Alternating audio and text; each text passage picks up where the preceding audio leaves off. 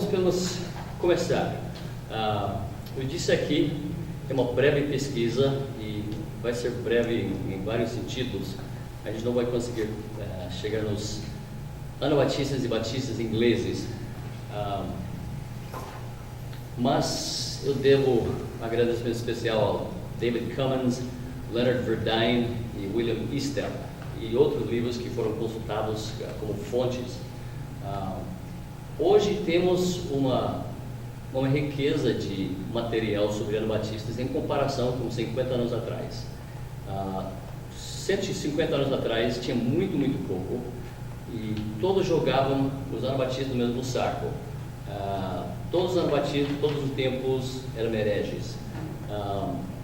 Hoje temos muito mais recurso, está sendo achado ainda recursos,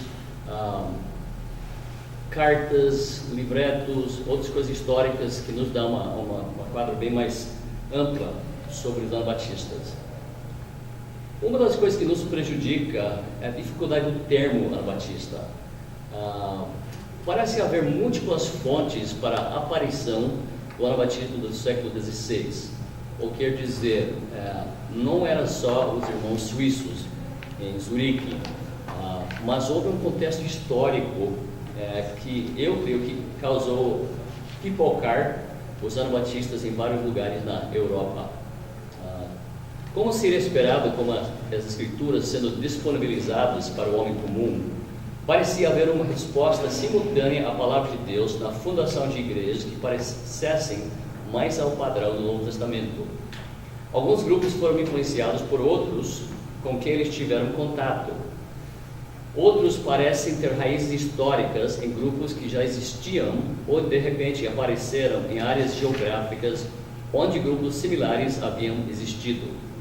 Como suas crenças eram semelhantes aos grupos considerados heréticos na era da pré-reforma, eles geralmente eram marcados como hereges. Na verdade, o termo anabatista é um termo que passou a simbolizar qualquer ou quase todas as heresias imagináveis. Muitas vezes, os grupos que deixaram o catolicismo rebatizaram os crentes, como simbólicos do reconhecimento da membresia de uma nova igreja, ou porque acreditavam que somente aqueles capazes de crer poderiam escolher o batismo, ou credo-batismo. Assim, qualquer grupo que praticava o batismo de crentes sobre aqueles que já foram aspergidos como infantes eram rotulados anabatistas, significando não só rebatizador, mas herege. Isso tornou mais difícil o estudo das possíveis fontes de anabatismo, pois o termo usado muito vagamente nos registros históricos. E realmente, em geral, é uma palavra que sempre significa alguém que é um herege. Vamos pular para Leonard Verdine. Só a última sentença do parágrafo B. Zwingli se referiu aos anabatistas como catabatistas, e assim os escandalizavam ainda mais porque significava contrabatismo, ou contra o batismo verdadeiro, na mente do Zwingli. Leonardo Verdine foi um ministro da Christian Reformed Church, a igreja cristã reformada, uma igreja que eu acho que teve origem em Holanda, professor de história que recebeu um Fulbright Scholarship, uma bolsa de estudos para estudar as fontes de anabatismo na Holanda. Então ele ficou um tempo lá pesquisando e, como resultado da sua pesquisa, ele escreveu o livro Os Reformadores e Seus Enteados.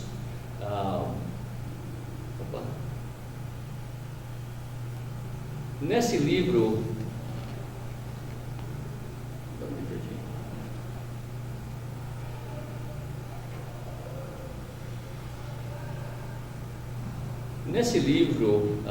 Verdine trata com os termos que Lutero e outros usaram em relação aos anabatistas. Nota número 2. Verdine cita Lutero. Em nossos tempos, a doutrina do Evangelho, restabelecida e limpada, atraiu a ela e ganhou muitos que, em tempos anteriores, foram suprimidos pela tirania do anticristo, o Papa. No entanto, saíram de entre os Wiedertäufer, Sacrament Schwärmer, o Ander Rottengeister, meu alemão está muito ruim, pois eles não eram de, pois eles não eram de nós, apesar de um tempo eles caminharam conosco. A verdade então diz, este presente volume é de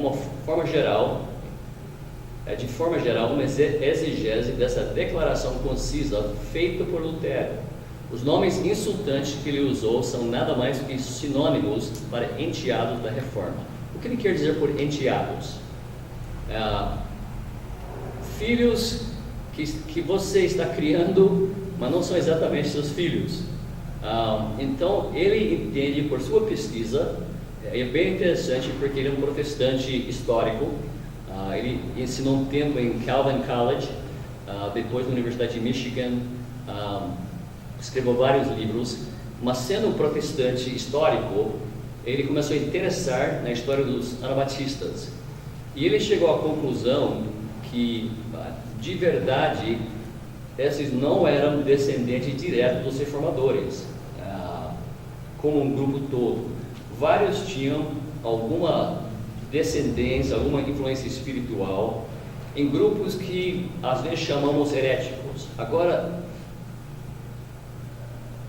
na minha opinião, não voltando para João Batista, mas 2 ou 3 séculos anteriores, tiveram vários grupos que eram em si variados, no sentido do que eles tiveram pessoas que obviamente eram hereges, grupos em cidades, mas em alguns lugares aqueles grupos eram mais evangélicos. Alguns grupos passaram de evangélicos, voltaram para o catolicismo e às vezes voltaram de novo para o evangelho. Então não era uma coisa monolítica. Teve até entre grupos heréticos, alguns que em sua cidade, na sua região, eram mais evangélicos. Isso preparou um terreno para quando chegasse o evangelho de novo, de forma clara, pelos reformadores, houve muita atração a isso. Hoje, pelas pesquisas em Alemanha, Suíça, aquela região, alguns estimam que deve 30 mil anabatistas naquela região, pelas pesquisas de registro nas cidades. Uma coisa bem interessante na Europa é que temos cidades com 500 anos, 600 anos, 800 anos, que tem registros escritos, arquivos, que podem ser pesquisados. E hoje cada vez mais é feito isso, e isso é uma ajuda muito grande no estudo dos anabatistas. Nota versículo número 3. Verdain observa que Lutero trabalhou tanto para estabelecer a justificação pela fé, que ele deixou quase nenhum lugar para boas obras na vida cristã. Encontramos-nos em Lutero, para colocá-lo de forma teológica, uma ênfase muito forte no aspecto forense da salvação e uma ênfase correspondentemente leve no aspecto moral. Lutero estava principalmente interessado em perdão em vez de renovação. Sua teologia foi uma teologia que aborda o problema da culpa e não o problema da poluição. Há um desequilíbrio nessa teologia entre o que Deus faz pelo homem e o que ele faz no homem.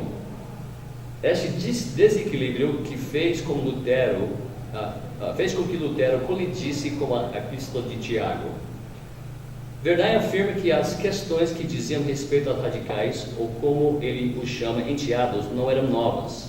A rejeição de batismo infantil, o fazer de juramentos, uma visão diferente dos sacramentos, não eram novos para a segunda frente. A segunda frente ele está referindo aos anabatistas. Por essa razão, nenhum novo nome foi inventado para descrevê-los. Os nomes antigos de heresias lhe foram dados, muitas dessas heresias eram invenções antigas. Só voltando para o parágrafo anterior, Verdain acredita que Lutero enfatizou muito a justificação pela fé, que era de extrema importância, mas porque ele não compreendia uma igreja separada do Estado e que todo mundo tinha que ser membro da igreja para ser um bom cidadão, que não tinha como separar os maus dos bons, ou os que agem como crentes, aqueles que não agem como crentes. E por isso, os anabatistas chamaram com frequência os luteranos bêbados, porque isso caracterizava suas vidas. Agora temos que ser justos, naquela época todo mundo bebia cerveja. Por quê? A praga tinha acabado de tirar um quarto da população da Europa, então eles não estavam conscientes de micróbios ainda, mas eles sabiam que se você bebe água, você acaba ficando doente. Então era normal beber cerveja, mas com isso o que acontece? Tem muito abuso. Alguns anabatistas beberam, mas com moderação, outros não bebiam, simplesmente não bebiam, porque eles viam uma dificuldade na igreja luterana com tanta bebidice.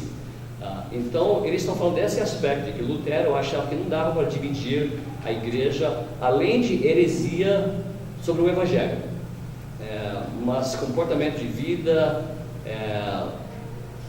tudo era essencialmente perdoado.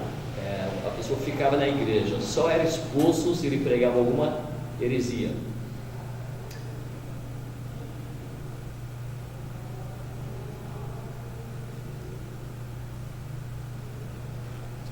Alguns dos nomes que Lutero usou, eu vou rapidinho: donatista, ou às vezes neodonatistas. Stabler, aquele que carrega bordão. Isso foi levado pelos anabatistas, alguns pastores deles, para deixar claro que o poder deles estava no equipamento do pastor, de ovelhas, não a espada do Estado. Lutero e os luteranos acreditaram na necessidade do poder secular para forçar pessoas a aceitar o que a igreja considerava ortodoxia, ou sofrer as consequências. Cátarer, depurados, purificados, cátaros. Esta seita foi variado dependendo do local. Agora, historicamente, os cátaros eram hereges. Porém, de novo, temos que lembrar, quando você quer xingar alguém, você usa um desses termos. Se eles têm alguma semelhança àqueles grupos, alguma crença que eles tiveram, você taxa eles como um herege dessa forma. Verdade acredita que esse grupo historicamente foi dualista, mas também o termo foi usado para prejudicar alguém acusado de ser herege. Ele cita Herbert Grundmann, um perito em dissidência medieval, que diz há pouca evidência entre dissidentes medievais de dualismo. Quer dizer, conforme a pesquisa dele, ele não acha dualismo nessa época. Então, ele duvida, quando Lutero usa isso, que ele está realmente referindo ao gnosticismo, o dualismo. É mais uma maneira de xingar.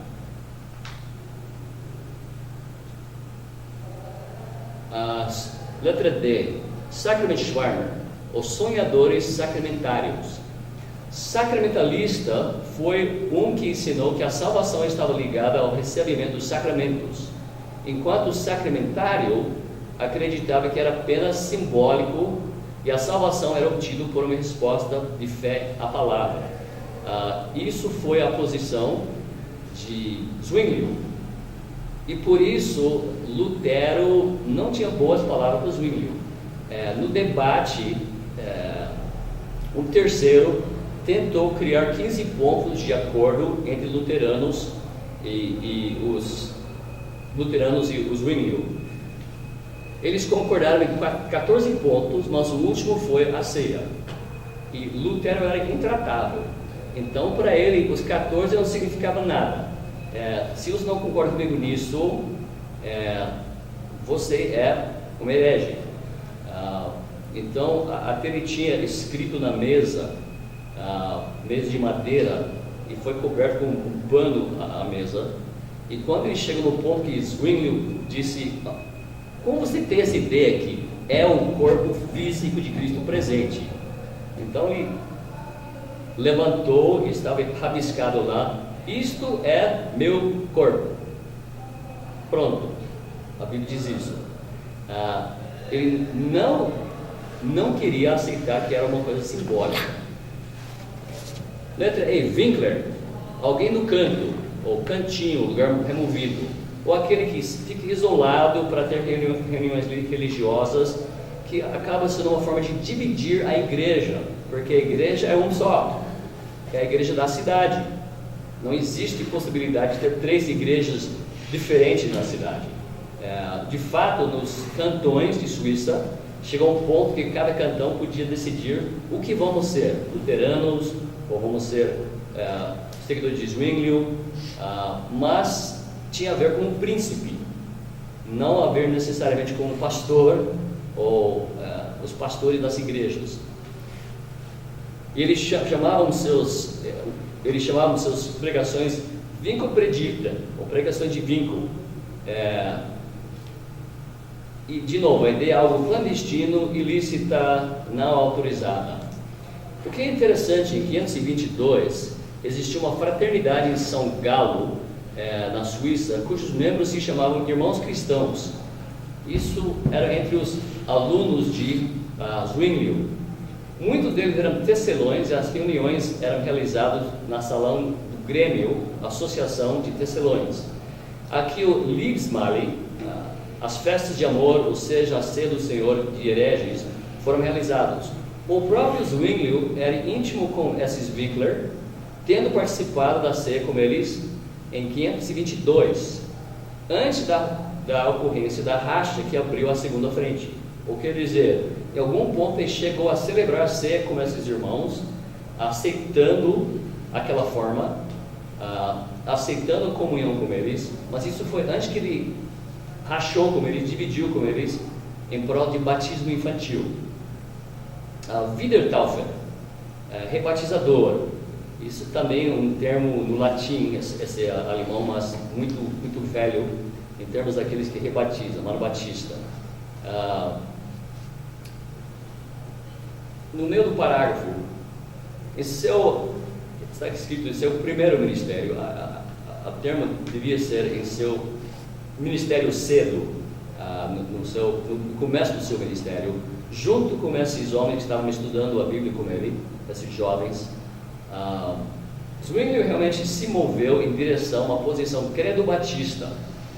Em referência ao batismo infantil, ele disse: nada me aflige mais do que no presente tenho que batizar crianças, pois sei que não deve ser feito. Então essas são palavras de Zwinglio. Ele disse isso e foi claro para sua consciência que não devia ter ser feito. Ele também escreveu: se no entanto eu terminasse a prática, eu temo que perderia meu prebenda, ou meu benefício financeiro. Então, começamos a ver a situação em que Zwinglio estava, mas ao mesmo tempo que ele estava disposto a comprometer o que ele primeiro acreditava que a Bíblia ensinava, por outras pressões. Eu diria, não era simplesmente financeiro, isso era só um fator. Em algum ponto ele cedeu essa prebenda. Comunista, isso uma prática incompreendida de como uma comunidade de bens. Alguns anabatistas praticaram isso, às vezes entre os moravianos daquela região. Para alguns era forçado, outros era uma coisa voluntária, mas não era aquilo que você pensa quando você pensa de comunista. E Rottengeister, fazedores de facções, aqueles que agitam uma sociedade para criar um grupo. Então, de novo, isso foi contra a sociedade sacral. Isso é um termo muito usado por Verdun e outros hoje, por causa da obra dele. Muitos estudiosos batistas falam da sociedade sacral. O que quer dizer? Existe a igreja e o Estado, que são braços da mesma sociedade cristã. Eles andam em paralelo. Você tem um magistrado, os magistrados da cidade, os pais da cidade, que a arma secular do cristianismo, você tem a igreja, que é o lado espiritual. Então tem que ter os dois andando em conjunto. Se você elimina o Estado como um braço da igreja, vai criar uma confusão geral na sociedade. Isso era a ideia do Lutero. Tem que ter o braço secular para fazer o quê? Matar os hereges. Você condena, mas o braço secular mata. E daí você pode dizer, não fui eu simplesmente condenei a heresia dele. Mas em alguns casos temos até gravado na história que Zwingli estava presente quando alguém estava sendo torturado para retratar. Então, mas eles viam os anabatistas como destruindo a estrutura da sociedade em si. Não é possível ter uma sociedade livre, onde você pode ter escolha, criar sua própria crença ou igreja, conforme a sua consciência. Tem que ter o Estado e a igreja junto, senão desfaz a estrutura da sociedade. Diversidade de manifestações. Anabatistas suíços e sudeste de Alemanha. Com certeza os anabatistas diferenciam-se uns dos outros, e seria bom que reconheçamos algumas dessas diferenças. Os anabatistas suíços eram talvez os mais parecidos com as nossas posições de hoje, e eu os chamaria de anabatistas bíblicos. Eram representados por Conrad Rebel, Felix Manz, George Blaurock, Pilgram Marpeck, Balthasar Hubmaier, Jacob Rutter. Muitos colocam Menno Simons, fundadores menonitas, também nesse grupo. Daí temos os anabatistas espiritualistas. Dentro dos anabatistas enfatizavam uma vida mística. Isso já era uma coisa comum na Alemanha nos 2 ou 3 séculos prévios. E era representado por profetas de Zwickau, Markus Stubner, Nikolaus Storck, Thomas Müntzer. E alguns também dizem que depois que Hans Denk fazia parte desse grupo. Não estabeleceram muitas igrejas, embora formassem grupos de estudo bíblico, mas eles escreviam de maneira prolífera e também pregavam em muitas cidades na Europa. Os anabatistas radicais. Agora temos que compreender que tem 2 usos desse termo. Quando comparamos na história moderna os reformadores com os anabatistas são chamados os radicais da reforma, ou o braço radical da reforma, significando eles levaram mais além dos reformadores a reforma numa direção mais bíblica. Eles fizeram algumas práticas que eram mais bíblicas do que os reformadores. Nesse sentido que está sendo usado aqui, está falando de radical no sentido de revolução, ok? Então, outro uso do termo. Talvez seja melhor referir a esse terceiro grupo como anabatistas iluminados. O grupo consistia de revolucionários religiosos, tais como Melchior Hoffmann e o reino do Münster. Eles alegorizavam as escrituras, profetizavam a restauração do reino, a igreja, e usavam de violência. De fato, devemos dizer que eles fascinaram-se pelas profecias do fim do mundo. Uma coisa que temos que lembrar, de repente estamos lendo a Bíblia, e levamos a Bíblia pela primeira vez de forma bem literal, em contraste com a Igreja Católica, que é o dono da interpretação. Então, se devemos lavar pés, vamos lavar pés. Se a Bíblia diz que Cristo está voltando, Ele está voltando, logo. Então, tinha muito fervo sobre o assunto da volta de Cristo, o reino chegando. Infelizmente esse grupo levou muito além, e foi um desastre em Münster. Criaram um reino, essencialmente confiscaram os bens das pessoas. Eles tinham que ter comunidade de bens, dado em lugar do rei Davi. Um dos anabatistas naquela cidade se tornou o rei Davi, essencialmente o Messias.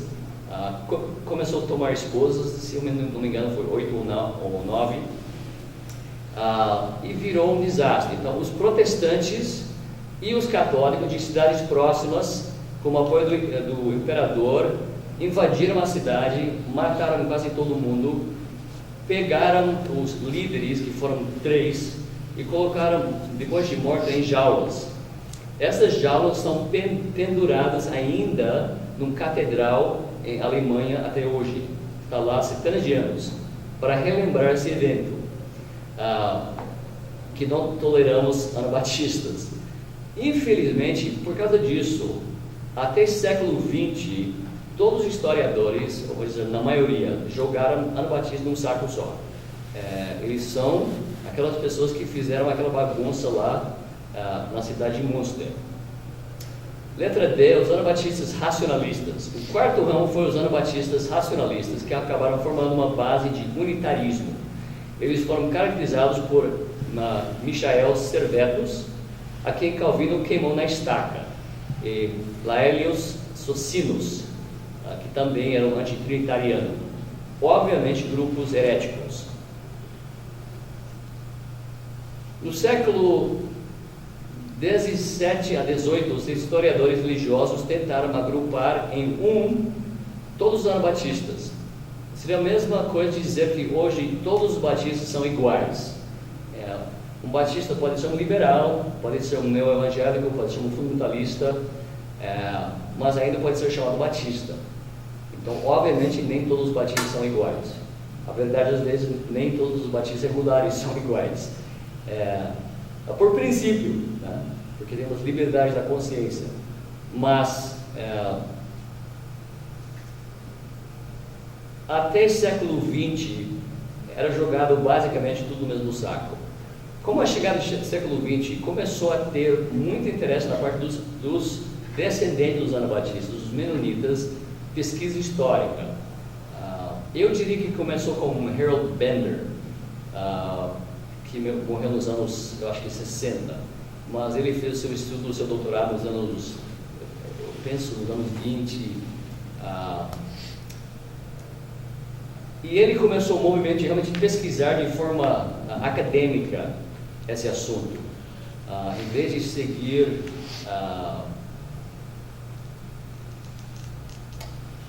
os escritos como rastros de sangue, etc., que era um bom desejo de criar uma herança, mas realmente não muito histórico. Começou um forte movimento, hoje isso tem brotado, então tem muitos fazendo seu doutorado na área de pesquisa anabatista. E até entre batistas da convenção, pessoas que têm perícia nesse estudo, em seminário Southwestern, que é um grande seminário, Scott Aniol, que pregou aqui alguns anos atrás, ele é professor lá, e o presidente lá é um perito na assunto de anabatistas, ele dá aula para os alunos de doutorado na área de anabatistas. Tem muito mais pesquisa histórica sobre o assunto. E, de novo, voltamos a achar em arquivos, às vezes cartas, às vezes livretos que uma pessoa tinha guardado do seu bisavó, etc. A gente acaba achando cada vez mais fontes que nos ajudam a definir melhor os anabatistas.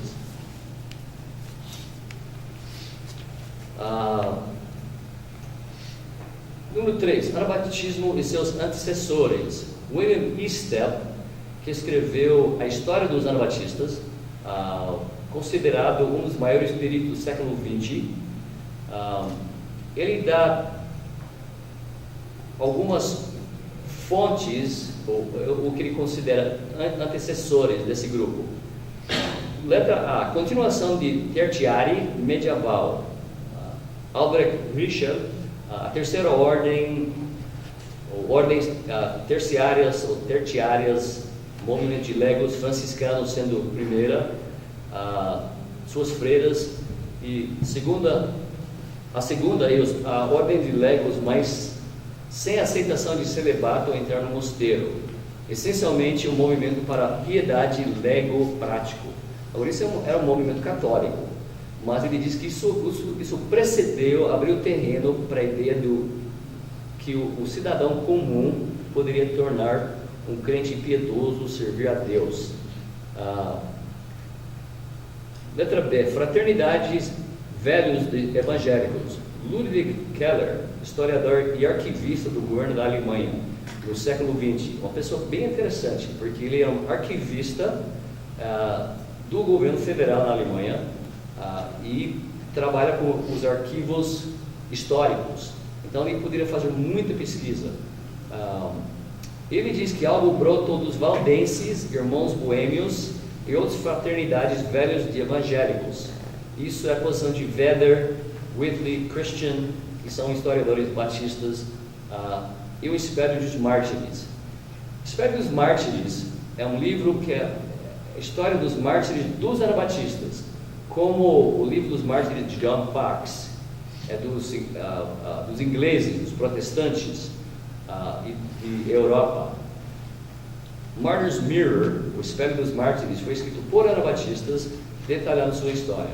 A dificuldade não tinha muito método científico naquela época. Então, muito era contos passados de geração em geração, algumas eram cartas. Então, a maioria dos historiadores abordam nesse livro com um pouco de cautela, porque algumas coisas são mais alguém falou que alguém falou, não tem muita base em documentos. Porém, nós achamos coisas em comum com pesquisas históricas que batem. Então, eu não descarto totalmente esse livro, mas não pode ser usado como uma fonte primária. Mas é interessante algumas histórias contadas, especialmente de martírio dos anabatistas. Terceiro, teoria de Walter Kohler, alemão, historiador luterano, perito sobre anabatistas. Originaram dos místicos medievais e tiveram conexões aos evangélicos humanistas. Kohler refere-se ao Erasmo como o pai espiritual profundo dos anabatistas. Com certeza, os escritos de Erasmo, especialmente seu texto grego e as suas anotações ao lado do texto, os anabatistas foram muito favoráveis, porque ele atacou muitas vezes a Igreja Católica e dizia coisas que eram favoráveis aos evangélicos. Pessoalmente, eu não creio que Erasmo era um cristão, na minha pesquisa. Agora, só Deus sabe. Mas, com certeza, ele foi um grande impulso para o movimento, em primeiro lugar, por sua tradução, sua coalação dos manuscritos, para ter algo para usar para traduzir o Novo Testamento.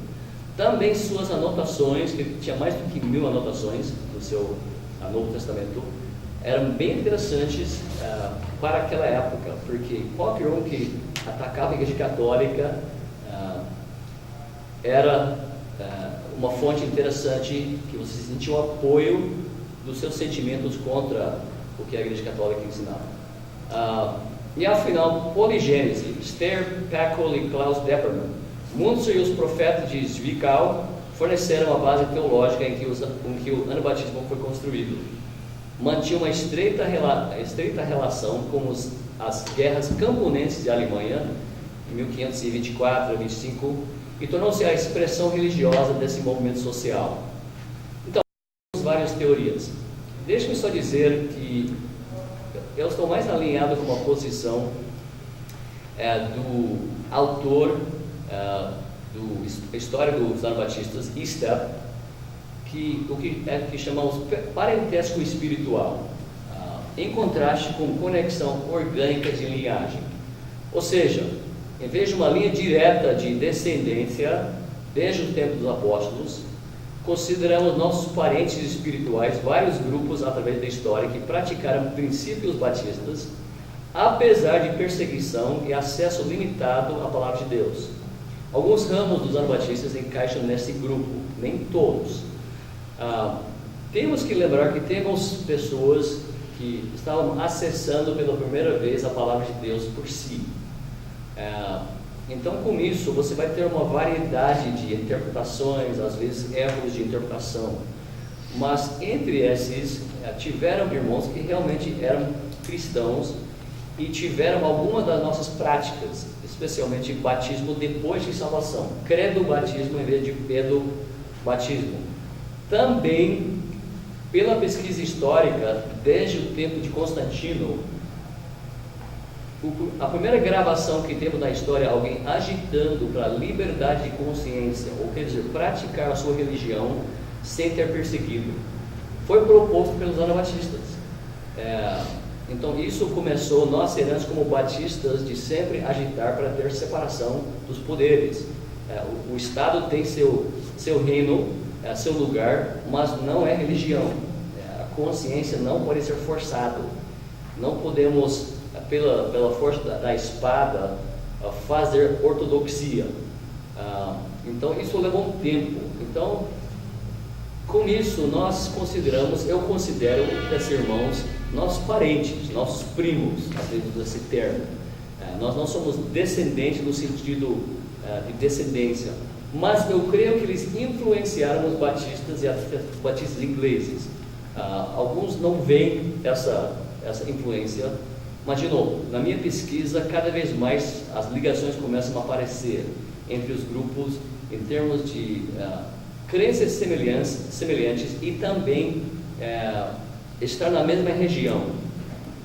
Hoje temos evidência que os anabatistas já em 1525, isso mais 100 anos antes que os batistas se formaram na Inglaterra, tinha anabatistas fazendo viagens para a Inglaterra, até fazendo reuniões na Inglaterra, porque eles eram perseguidos no continente, na Inglaterra também, mas eles reuniam lá para discutir e voltavam para a Europa. Os irmãos suíços, tem uma história bem interessante no Martyr's Mirror, que acho que é típico de muitas pessoas que morreram por sua fé nessa época. Observa-se o seguinte diálogo entre os acusadores e essa mulher anabatista. O nome dela era Wenken. Então a pergunta: você também considerou as coisas que meus senhores propõem para você? Resposta: eu fico firme no que eu disse. Se você não fala de forma diferente e virar-se do seu erro, você será submetido a uma morte intolerável. Resposta: se o poder é lhe dado de cima, eu estou pronto para sofrer. Pergunta: você então não teme a morte? O que você nunca provou? Isso é verdade, mas eu nunca provarei a morte, pois Cristo diz: se alguém guardar a minha palavra, nunca verá a morte. O homem rico provou a morte e deve prová-lo para sempre. O que você crê a respeito do sacramento? Eu creio que seu sacramento é pão e farinha, e que vocês mantê-lo como Deus. Eu digo que é seu demônio. O que você mantém sobre os santos? Não conheço outro mediador além de Cristo. Você deve morrer. Se você segura essa opinião, eu já estou morta. Se você estiver morta, como você pode falar? O Espírito vive em mim, o Senhor está em mim, eu nele. Pergunto: você vai ter um confessor ou não? Eu tenho Cristo, com ele eu confesso. No entanto, se eu ofendi qualquer, eu estarei disposto a pedir-lhes para me perdoar. E você acha essa frase muito como os anabatistas na sua morte, sendo martirizado. Se eu ofendi qualquer pessoa, estou disposto a pedir perdão. Quem lhe ensinou essa opinião? E como você chegou a isso? Do Senhor, que chama todos os homens a Ele. Eu também sou uma das suas ovelhas, portanto eu ouço sua voz. Somente você é chamado? Não, o Senhor chama-lhe todos os que estão oprimidos. Agora, considerando a gravidade da situação, ela foi capaz de responder com humor e ainda fazer seu ponto, como no seguinte intercâmbio: o que você mantém sobre o óleo santo? O óleo é bom para a salada, ou para lubrificar seus sapatos. Então, no momento que ela sabe que ela vai morrer, você vê que a pessoa ainda está com uma certa alegria, uma certa capacidade até de brincar com as pessoas que estão perseguindo ela. Agora, por rejeitar essa doutrina católica, ela foi considerada uma herege, e ela foi condenada a ser reduzido a cinzas e sua propriedade confiscada. Observe o intercâmbio final antes da sua execução, com uma corda já em volta do pescoço. Mãe Wenken, você vai alegremente morrer como uma cristã? Sim, eu vou. Você renuncia a toda heresia? Renuncio sim. Isso é bom. Você está triste que você errou? Anteriormente errei. De fato, é por isso eu sinto muito. Agora, porém, não é errar, mas é o verdadeiro caminho, e eu fico com Deus. Então, muitos dos anabatistas morreram desta forma, e às vezes piores. Então, isso me dá uma admiração muito grande, apesar de não ter uma doutrina, às vezes, exatamente que é batista, mas para alguém que tem essa disposição a seguir a Cristo até sua própria morte.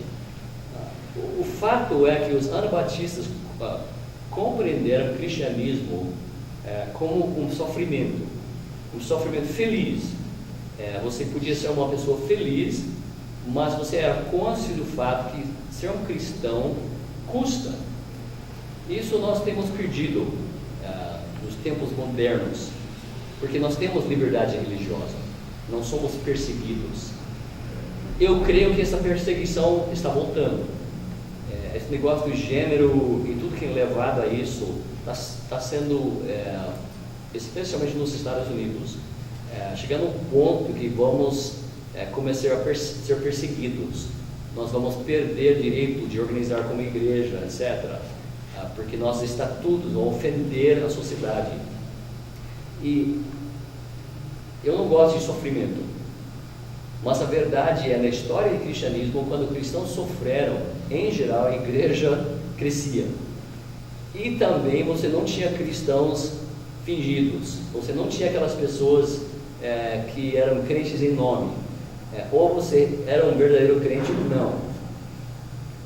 Características dos anabatistas, por Dr. Robert Delnay, historiador que formou em Dallas. Eu não vou ler tudo isso, mas número 1, obediência à palavra. Eu vou pulando aqui. Número 2, amor. Número 3, conceito não existe legos. Pastores são pessoas como nós. O pastor pode nos liderar, pode nos ensinar, mas ele também pode ser disciplinado. Então eles tinham um conceito que somos todos iguais em Cristo. 4, separação do mundo. Nem todos, mas muitos anabatistas se separavam da sociedade, alguns até o ponto de criar comunidades separadas. Eu estava falando com alguém aqui na semana.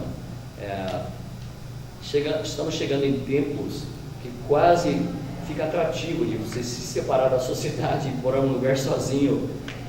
Quando você tem filhos que vão ter que enfrentar escolas públicas, eu, como jovem da nossa igreja, eu fico abismado de ver o que eles têm que enfrentar na escola, as pressões que eles enfrentam.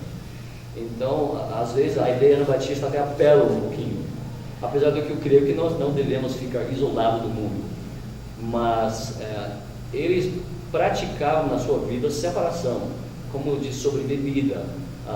Também vários anabatistas foram queimados com essa evidência. Não podiam achar nada na sua vida de ruim, de ser um mau cidadão, além das suas crenças. Então alguém chegava e dizia: olha, esse é um anabatista porque ele nunca falou palavrão na minha presença. É anabatista. Por quê? Eles não falavam palavrão, que era muito comum. Então tinha pessoas condenadas essencialmente porque o cara não fala palavrão, então é um anabatista.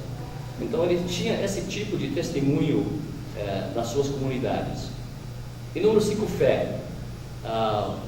Eles viviam sob ameaça de confisco e pobreza. Então somente um senso claro do cuidado de Deus e da realidade do mundo por vir podia sustentá-los. A perseguição veio do Papa e dos protestantes. Grebel morreu da praga em 526. Os protestantes de Zurique afogaram Felix Manz em janeiro de 527. Um dos autores da Confissão de Schleitheim, Michael Sattler, foi torturado e queimado vivo em maio do mesmo ano. O Maier foi queimado vivo em Viena em 1528.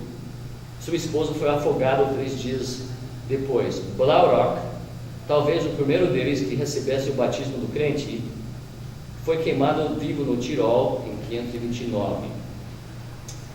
De novo, vou pular para frente. Isto também dá o seu conceito que ele achava capturava a essência dos anabatistas. Os anabatistas suíços, eu vou pular a parte sobre Zwinglio, porque isso já foi dado. Gostaria de ir direto para a pessoa de Conrad Grebel.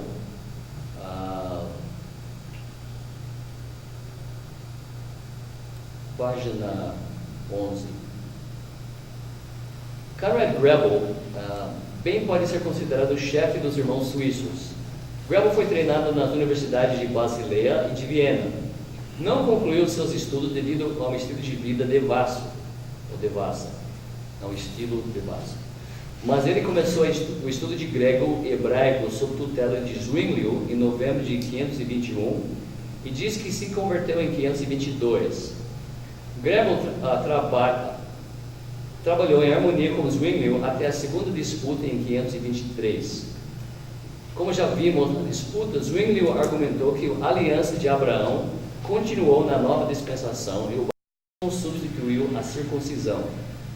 Os anabatistas, como os batistas de hoje, argumentaram que mandamento algum ou exemplo qualquer de batismo infantil existe no Novo Testamento e que fé precede o batismo. O que aconteceu com Zwinglio foi o seguinte: ele compreendia, se ele fosse mudar a igreja em Zurique, que ainda estava abaixo, de certa forma, do imperador do Santo Império Romano, apesar dos cantões serem independentes. Mas os países católicos ao seu lado poderiam, junto com o imperador, invadir, porque eles estavam abandonando a fé. Então, a única forma de prevenir isso acontecer é ter o apoio do poder civil, os pais da cidade. Então, não seria somente um movimento da igreja ou de um padre, do bispo, mas da cidade inteira.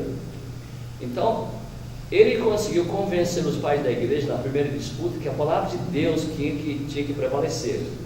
Daí que foi decidido, os pais da igreja disseram: nas igrejas da cidade só vai ser pregada a palavra de Deus. Ótimo, só que a dificuldade é o que? Eles decidiram que isso vai ser feito. Nessa segunda disputa, foi levantado o assunto, entre outros, de batismo infantil.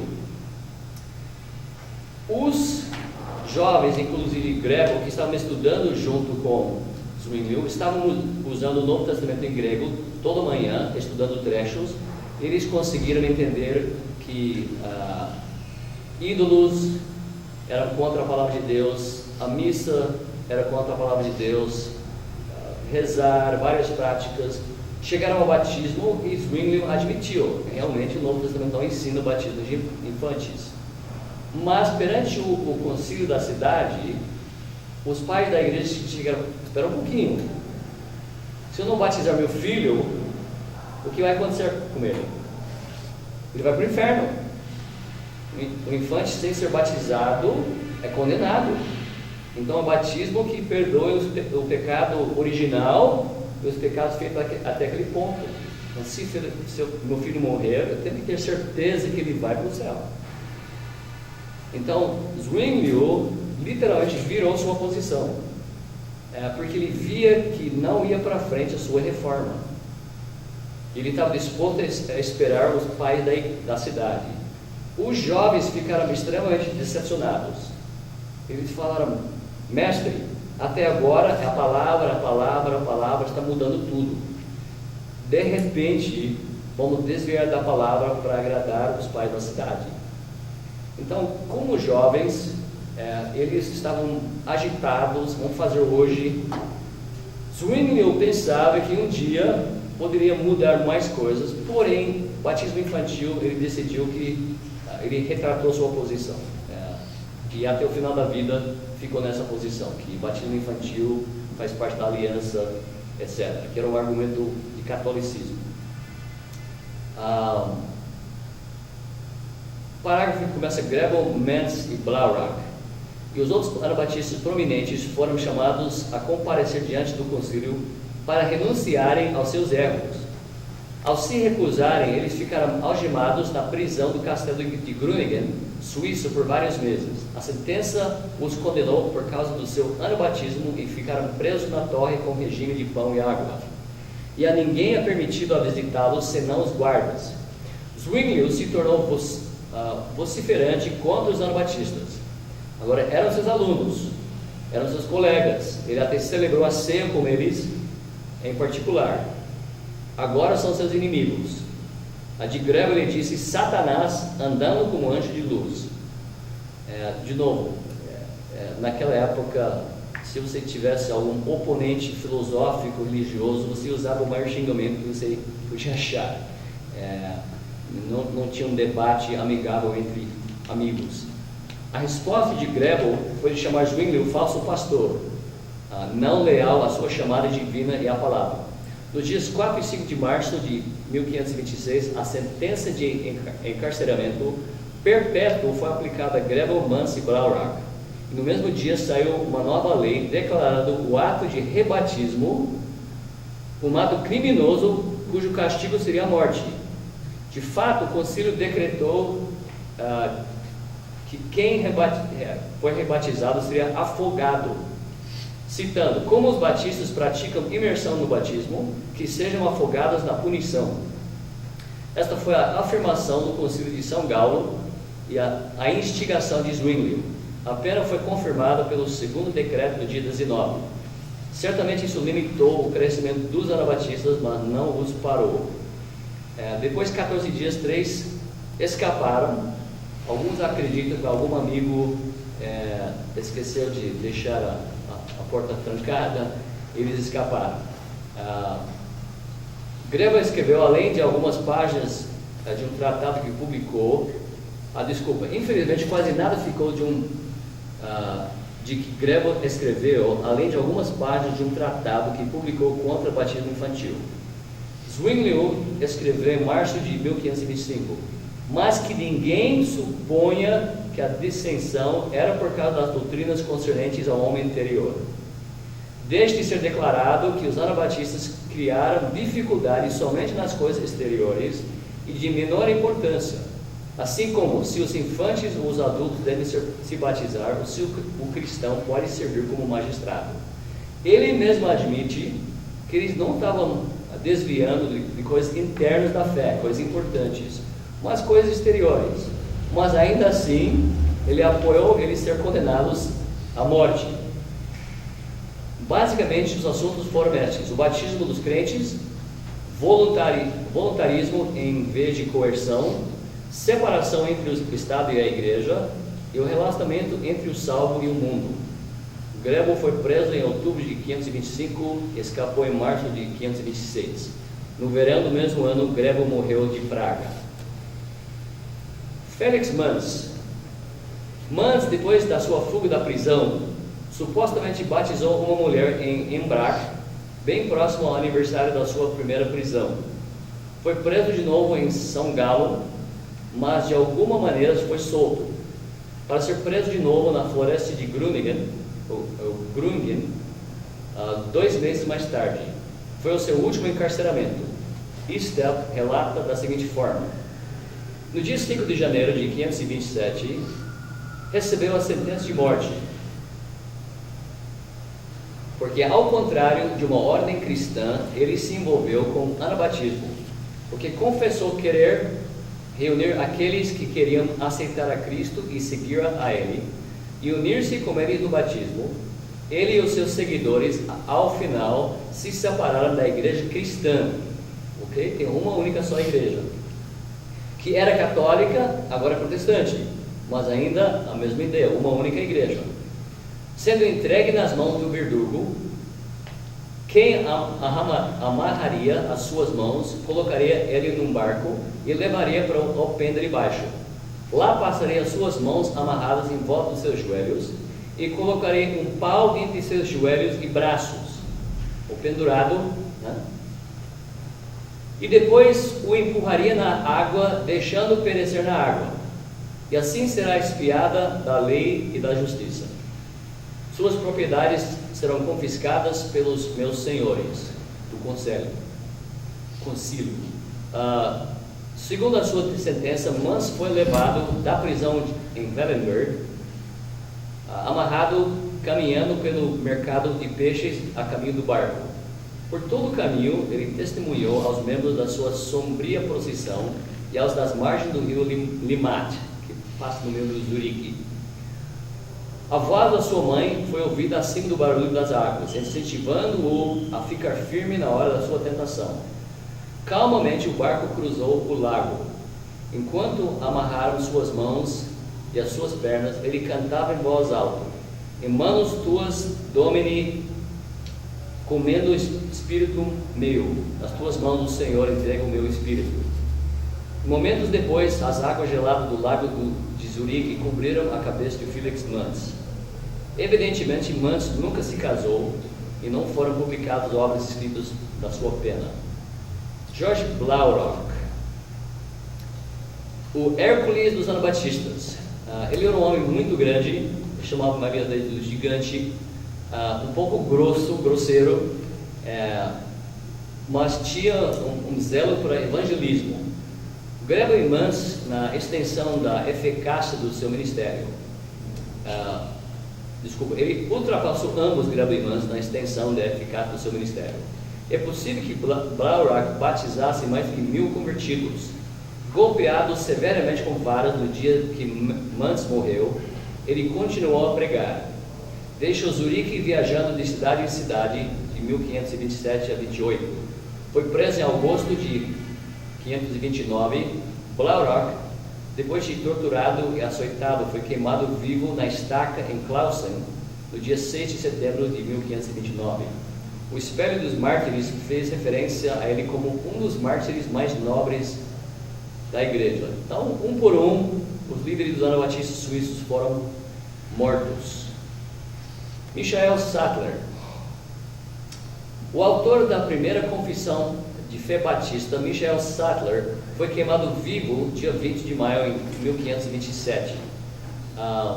Sattler bem poderia ter se tornado um teólogo batista dos seus dias, mas seu martírio negou tal possibilidade. Os detalhes interessantes daquele acontecimento são registrados no livro O Legado de Michael Sattler, publicado por Herald Press, que é uma imprensa ou editora menonita. O seguinte material foi tirado daquele livro. O eco da execução de Sattler foi rápido e bem extenso. Observaremos a desaprovação dos anciãos da cidade de Or e dos reformadores do Estrasburgo. As ações não foram aceitas também pelo papel dos administradores tirânicos de Ensisheim, do Império Austríaco. Imediatamente entrou em circulação um relato em várias versões publicadas como testemunho do interesse popular no seu martírio. Por sua vez, esse relato deu a Sattler um lugar iminente na memória anabatista. Somente a história do seu martírio é relatado nas crônicas dos menonitas holandeses, e foi o primeiro relato inteiro a ser incluído nas crônicas de Luther. Ele não foi o primeiro mártir anabatista, nem a sua morte podia ser considerada a mais cruel. O seu lugar de eminência devido ao testemunho da sua estatura pessoal adquirida, bem além das portas da congregação que servia, tornando-se um pilar espiritual do movimento dos irmãos suíços. Temos mais páginas do que tempo, então eu vou pular um pouquinho. O relato atual do martírio de Michael Sattler é assim: depois disso, no dia 20 de maio de 527, ele foi conduzido ao mercado público e o julgamento que lhe foi pronunciado foi executado. Depois de cortar fora a sua língua, atualmente um pedaço da língua, ele foi amarrado a uma carroça e, segundo o edito, edito? Acho que é edito. Ok. Rasgado pelas tenazes e depois queimado vivo no fogo. Contudo, primeiramente na praça, depois do lugar da sua execução, ele orou a Deus pelos seus perseguidores e encorajou os outros a orarem em favor também, e finalmente falou assim: Deus Altíssimo e Eterno, Tu que és o caminho e a verdade, não sendo ensinado por mais alguém, por sua ajuda eu testemunho nesse dia da verdade e a selo com o meu sangue. Quando encomendou seu espírito a Deus, ele foi jogado na armação e lançado no fogo. Imediatamente as faixas nas suas mãos se abriram e ele deu sinal por apertar as duas mãos. Assim ele resignadamente morreu. Sattler tinha combinado com seus colegas. E era combinado o seguinte: se é possível aguentar a morte de um martírio, você nos dá o sinal de colocar as mãos juntos. Então, quando as cordas queimaram o suficiente para ele quebrar as cordas, ele levantou as mãos assim e fez isso. Então, algo que para nós fica além da nossa compreensão. Você ser queimado vivo e conseguir dizer é tolerável pela graça de Deus. São realmente verdadeiros heróis de cristianismo, pessoas que estavam dispostos a não só dar sua vida, mas testemunhar de Cristo naquela hora.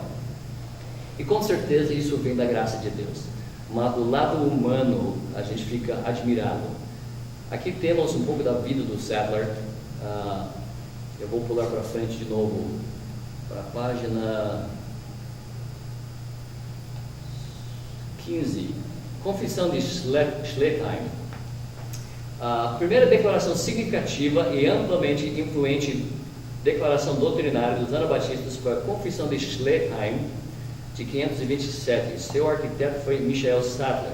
Agora, em escritos antigos, você vê que foi dito por alguns que ele presidia esse grupo, ou talvez sabe que ele foi envolvido porque ele foi preso por causa disso. Ele estava nesse grupo que estava fazendo essa confissão.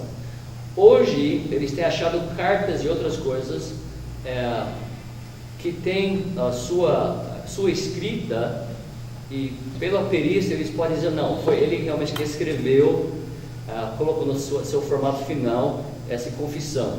Então, se ele não fosse o autor, ele foi bem envolvido e foi o escrivão, né, que colocou essas palavras.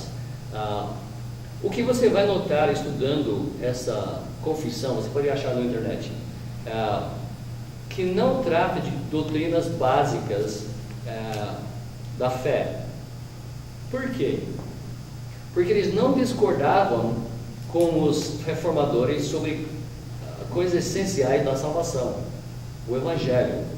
Sua discordância foi outras coisas, e foi justamente isso que foi tratado. Foi tratado o batismo bíblico, foi tratado o uso da espada pela igreja, a consciência de cada um, o sacerdócio do crente, etc. Assuntos que tratavam o que estavam passando. Então isso não foi intencionado a ser um tratado inteiro, completo sobre doutrina como teologia sistemática, mas tocar nas áreas que eles discordavam com os reformadores. Então por isso você vê esse ângulo nesse documento. Mas ele tem um alastramento enorme, justamente porque Sattler e seus colegas morreram, foram mortos por suas crenças. Então foi isso que Deus usou para alastrar as suas crenças e a semente da ideia que o governo não tem direito a ditar para a sua consciência o que você vai crer. Agora nosso tempo já foi. Tem mais uns 5 páginas sobre Balthasar Hubmaier, que é uma pessoa bem interessante. Hubmaier, se tivesse vivido sua vida até uma idade velha, provavelmente teria sido um grande teólogo dos anabatistas. Ele escreveu 8, 9, 10 tratados, panfletos, especialmente sobre batismo, e ele deu argumentos que são, pela época, muito bem feitos. Ele era um doutor da Igreja Católica, tinha doutorado em teologia, foi ajudar Zwinglio nos argumentos contra a Igreja Católica, acabou convertendo, mas junto com os anabatistas. E daí Zwinglio condenou ele, e ele acabou morrendo queimado. Mas ele foi uma pessoa muito inteligente, mas disse que nunca tinha lido a Bíblia até se tornar um anabatista. Ele era um doutor em teologia, mas nunca tinha lido a palavra de Deus, porque ele estudava os cânones da Igreja Católica. Isso era sua ênfase.